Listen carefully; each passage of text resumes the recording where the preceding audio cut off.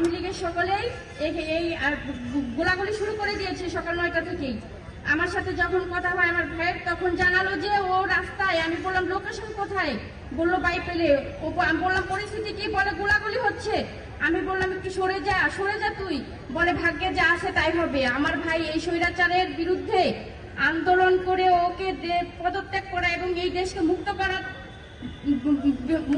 ছাড়া সেই আন্দোলন থেকে সরে যাওয়া, এটা কোনোভাবে ওর পক্ষে সম্ভব ছিল না। এই দেশকে মুক্ত করার ব্রত নিয়ে ওর জীবন বাজি রেখে এই আন্দোলনে অংশগ্রহণ করেছিল। সর্বশেষ আমার ভাই যখন স্ট্যাটাস দেয়, তারপরে অনেকবার ফোন দেই, সর্বশেষ আমার ভাই 4:13-তে আমার ফোন রিসিভ করেছে। 8 সেকেন্ড কথা হয়েছে, শুধু বলেছে আমি বলেছি বিস্তারিত জানা, বলেছে আমি ঠিক আছি, বারবার ফোন দিস না।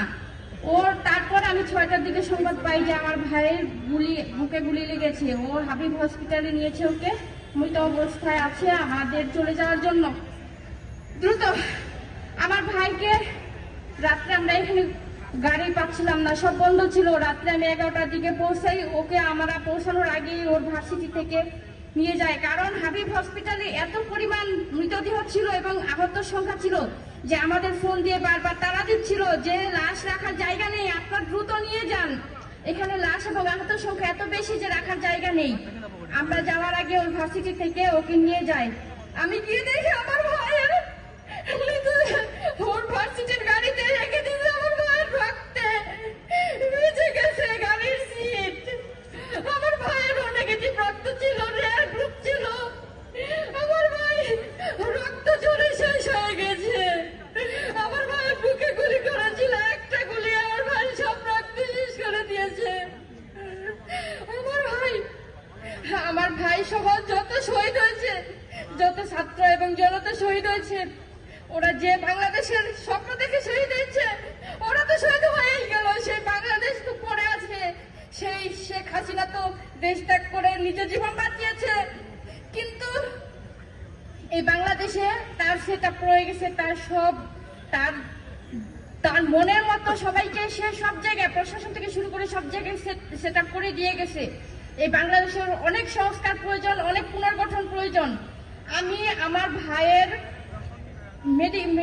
ডেথ সার্টিফিকেটটাও সঠিক পাইনি। দেশ স্বাধীন হওয়ার পরও 6 তারিখে যখন ওর ভার্সিটি থেকে জানাজা শেষে আমরা নিয়ে আসছি সোহরাওয়ার্দীতে, ওর ভার্সিটির টিচাররা সহ আমরা নিয়ে আসছি ডেথ সার্টিফিকেট জন্য। সোহরাওয়ার্দী থেকে বলেছে যে উপরে নির্দেশনা আছে, আমরা কোনো গুলিবিদ্ধ হওয়ার সার্টিফিকেট দিতে পারবো না।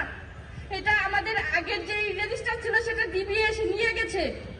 এই যে দেশ স্বাধীন হয়েছে 5 তারিখে, 6 তারিখেও তারা বলছে যে উপরের নির্দেশ। তার পরবর্তীতে আবার আমি হাবিব হসপিটাল থেকেও আমার ডেথ সার্টিফিকেট সংগ্রহ করার চেষ্টা করছি, ডকুমেন্ট সংগ্রহ করার চেষ্টা করছি যে ওখানে ওকে নেওয়া হয়েছে।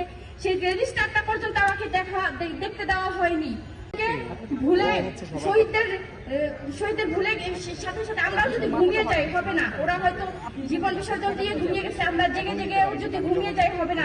জীবিত থেকে যদি ঘুমিয়ে যাই হবে না। আমাদের জেগে থাকতে হবে এবং খুব সজাগ এবং সতর্ক থাকতে হবে।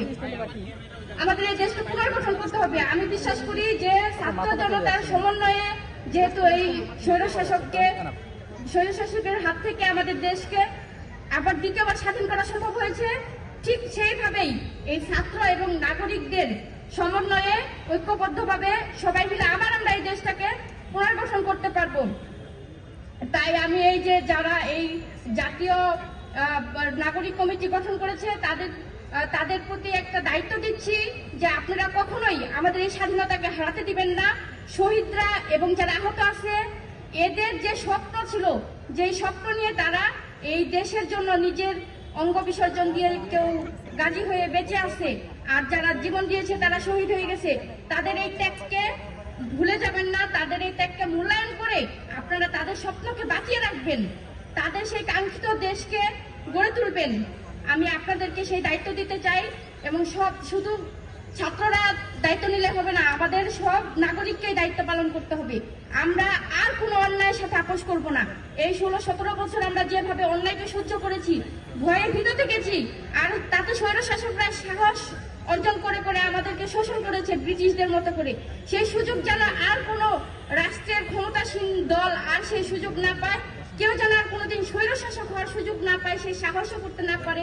দেশে যেন আর কোনোদিন কোনো স্বৈরশাসক না আসে, সেজন্য সবাইকে সজাগ এবং সতর্ক থাকতে হবে এবং কি কাজ করতে হবে। সবাই মিলে আমরা কাজ করব দেশের জন্য। আমি এই যে জাতীয় নাগরিক কমিটি একটা কমিটির একজনের একটা নেতৃত্বের নেতৃত্বের অধীনেই, যেমন ছাত্ররা সমন্বয়কদের অধীনে আন্দোলন করে দেশকে স্বাধীন করতে সক্ষম হয়েছে, ঠিক তেমনই একটা নেতৃত্বের অধীনে থেকেই আমাদেরকে সব কাজে অংশগ্রহণ করতে হয়। তাই এই জাতীয় নাগরিক কমিটি যে তাদের নেতৃত্বে যেন আমরা সকল নাগরিক ঐক্যবদ্ধ হয়ে এই দেশটাকে পুনর্গঠন করতে